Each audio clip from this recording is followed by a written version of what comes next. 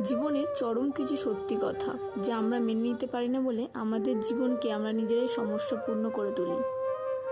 Number 1, জীবনে challenges are problem সব সময় থাকবে।